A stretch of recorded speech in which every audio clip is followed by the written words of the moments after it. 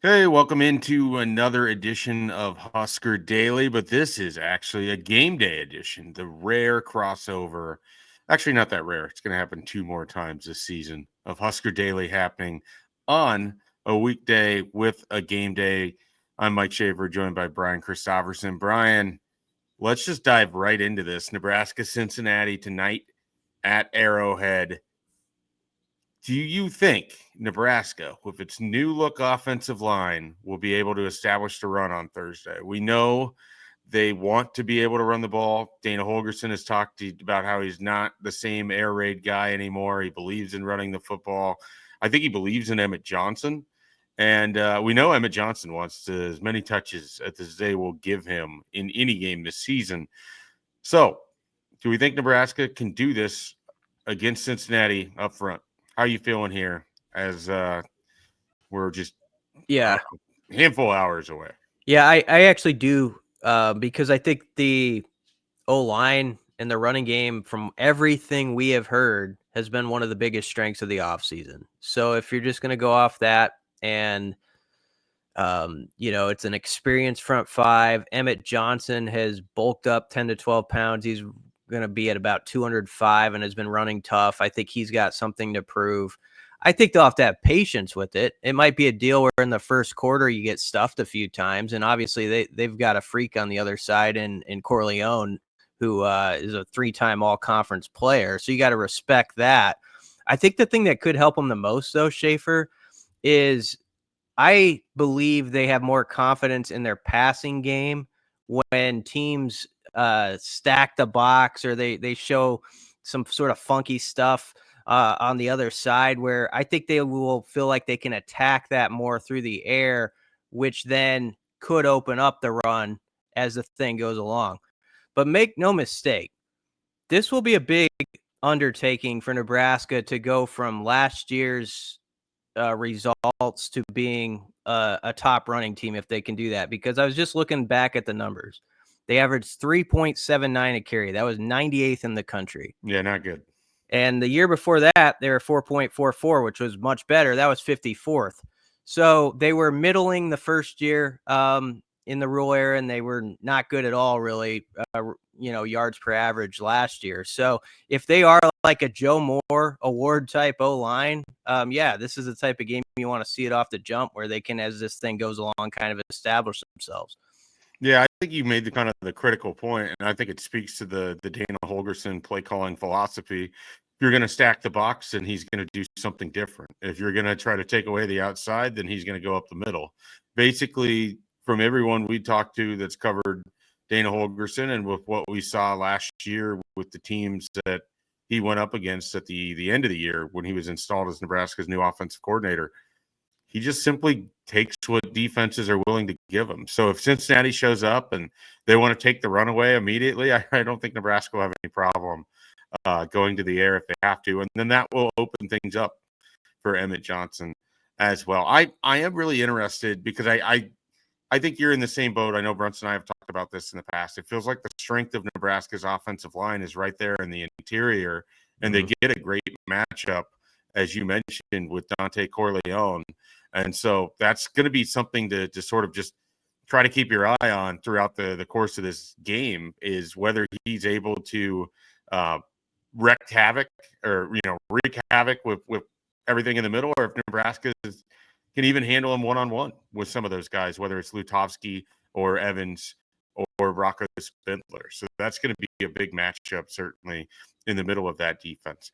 All right, I mentioned Rocco Spindler, and he kind of will be someone that could be in this category. But Brian, I mean, with this being the season opener and Nebraska having as big of a portal haul as it did, as well as some freshmen that expect to play, this season as well, which newcomer do you think shines brightest on a big stage Thursday night, ESPN, Arrowhead Stadium, season opener?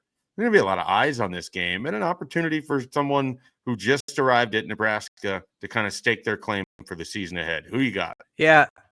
In our hype cast, my pick to click was Hassan McCullough, so he would seemingly be the answer, but I'll go a different route on the other side of the ball. And Isaiah Hunter. I just have a feeling that he's been picking up steam. It's not a feeling. It's what Dana Holgerson has said throughout the end of camp. He was injured for like a week, kind of in the middle of August, but he's been back and impressive.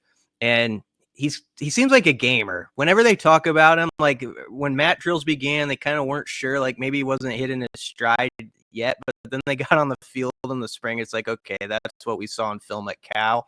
And I just think he's going to make a play or two early in this game that sort of, Rule hates the term announce yourself, but I think that's sort of what he's going to do. Like he's going to have something where he takes the ball away and does something. So he's my pick. How about you? Yeah, I'm in the same boat because when you go to Sam McCullough, I believe that I had went Marquise Watson Trent, and so it would stand to reason, and I think he's going to have a really nice game. I think people are going to be talking about him and excited about what he could bring to the middle of the defense. But I'm going to go the wide receiver opposite of Isaiah Hunter. I think Dane Key is going to have some matchup advantages here. I mean, Cincinnati's not big on the outside. I know they're going to play a lot of zone, so it's not like he's going to get straight man-to-man. But this is someone that has NFL aspirations. This is someone who wants 1,000 yards receiving, which isn't a given, certainly at Nebraska. And so this is a guy that I think kind of wants to set the tone of what he can be, and he wants to be Nebraska's top receiver. And I think Thursday night is an opportunity against Cincinnati to prove that this is a guy that can do all of those things. He came to Nebraska to better himself, and he believes in Dylan Raiola, and I think he's wide receiver number one, and I think we're going to see that here on ESPN, or in your case, live in person. I got one for you, though. Would the most fun answer to this be Williams Mary? If he's just a total and utter wrecking ball in a way that I haven't allowed myself to think that's actually what's going to happen. But what if he's just like he's had a great offseason. And what a story that would be. I mean, a homecoming for that kid, Kansas City resident that went to Missouri, didn't quite work out the first year, goes to Nebraska, gets around some, really important people in his life, finds some confidence, and then just shows up in Arrowhead Stadium of all places and says, hey, I'm that five-star guy. That's why everybody wanted me in the class of 2024. This is what I can do.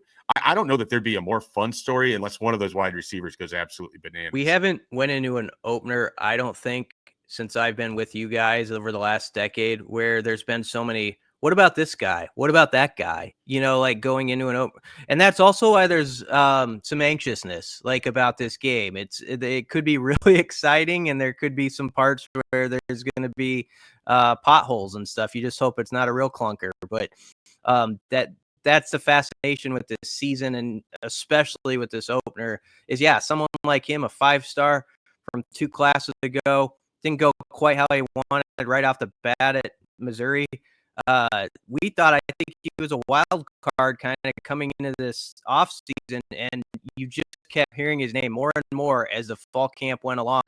And he earned himself a co-number 1 with Cam Lenhart. I thought that was one of the biggest developments on that first depth chart, to see his name that high and to show that he had made the most of his 8 months here. I'm right there in lockstep with you. It would be a huge, huge development for Nebraska's defensive line if he is that player right away, right off the bat on Thursday night. Let's finish with something fun here. I love doing this first game of the season. Which Nebraska player scores the first touchdown of the season? Now, it only counts rushing, receiving, defensive touchdown, punt return, kick return. So Dylan Raiola passing it doesn't matter. It's who's on the other end of it catching that ball, or who's running it in. What's your guess here, let's Brian? get First touchdown of 2025. Yeah, let's get fun. Heinrich Harburg.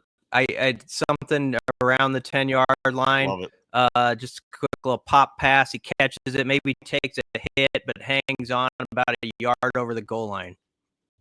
Yeah, that'd be fun.